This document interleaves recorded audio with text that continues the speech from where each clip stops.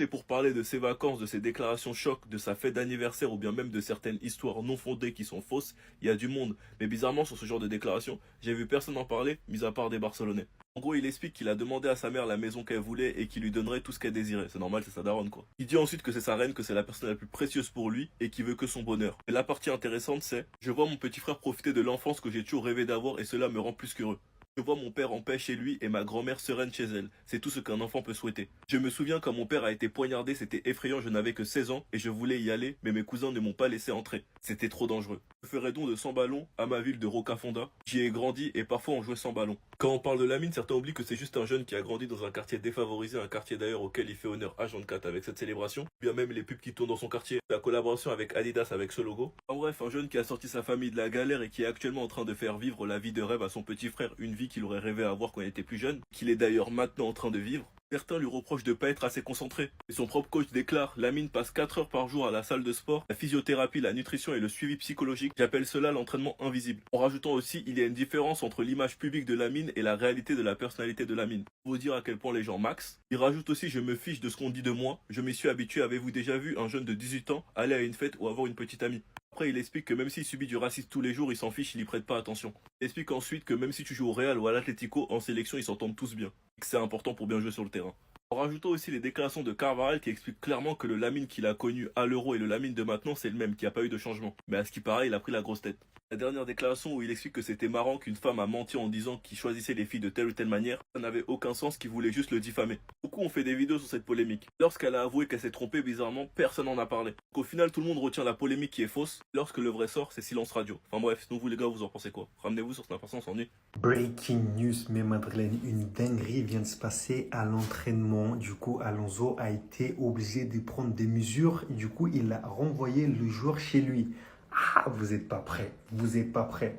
Les deux joueurs concernés. Le premier concerné, c'est Vinicius. Et vous allez me dire avec qui. En tout cas, je crois que ça s'est bien chauffé pendant l'entraînement, les amis. À votre avis, avec qui? Le deuxième joueur concerné, c'est Rudiger. Donc là, vous allez me dire, mais qu'est-ce qui s'est passé? Les gars, c'est simple. Vous savez que pendant les entraînements, il y a toujours des petits tacles. Et apparemment, selon mes sources qui est à Madrid, Rudiger, il est parti un peu fort sur Vini. Et du coup, Vini, il n'a pas très bien apprécié. Du coup, il y a eu des échanges de paroles. Je pense que, voilà, Vinicius, vous savez très bien que son tempérament, il ne laisse pas passer. Et je pense qu'il y a eu des insultes. Enfin, ça, je ne peux pas vous le confirmer. Mais en tout cas, il y a eu des paroles. Du coup, Alonso, il a été obligé, entre guillemets, de renvoyer Rudiger chez lui pour calmer les choses. Mais Rudiger, toi aussi, Vini, déjà, il est en difficulté. Et tu veux rajouter des tensions.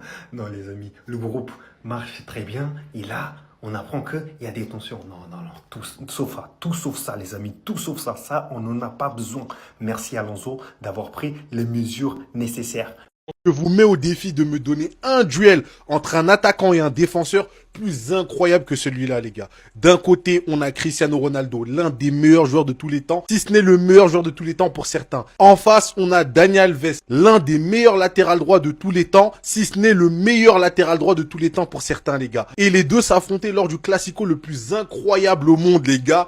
Barça, Real, c'était une folie, les gars. Cristiano Ronaldo et Dani Alves, ce qu'ils nous ont proposé, les gars. Des coups de crasse, des dribbles, des humiliations, des trucs de fou malade, les gars, ça se rendait coup pour coup. C'était une folie, les gars. Je remercie le football de m'avoir fait vivre ça. Quand tu voyais les deux là, tu disais non, Cristiano Ronaldo prenait un peu plus le dessus parce que c'est Cristiano Ronaldo, mais globalement, Dani Alves ne lâchait rien. Pourtant, Dani Alves était un joueur un peu plus offensif que défensif, mais quand c'était Cristiano Ronaldo, il voulait rien laisser passer. Et plein de fois aussi, on a vu Cristiano Ronaldo, même avec son ego, revenir défendre sur Dani Alves. Ça a donné parfois lieu à des situations un peu gênantes pour Cricri, mais c'était un truc de fou, les gars. Donnez-moi un seul duel qui se rapproche de près ou de loin de ce duel-là. Je vous écoute. Attendez les gars, je vois que personne s'affole à ce sujet-là.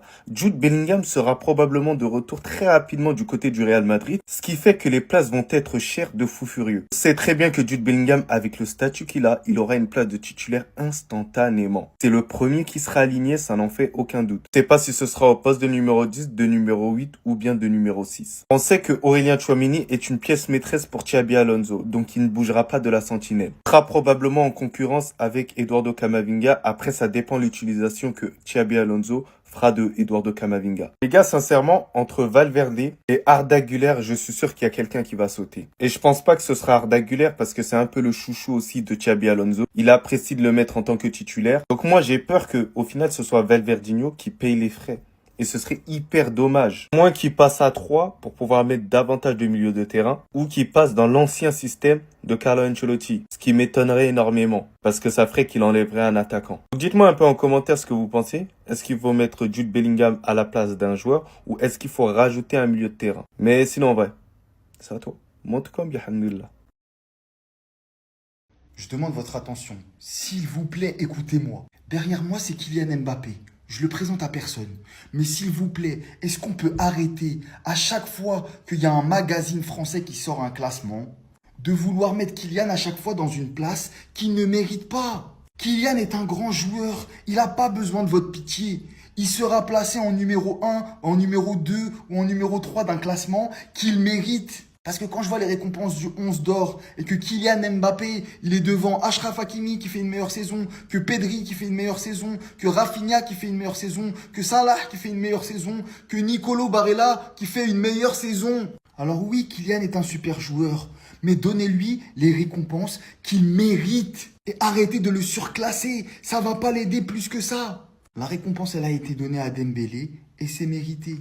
Donc continuez à faire un classement objectif et quand l'heure de Kylian Mbappé arrivera, eh ben il aura ce trophée et tous les autres. Et la vérité, quand je regarde le top 10, il est cohérent, mis à part Kylian, qui mérite d'être plus bas.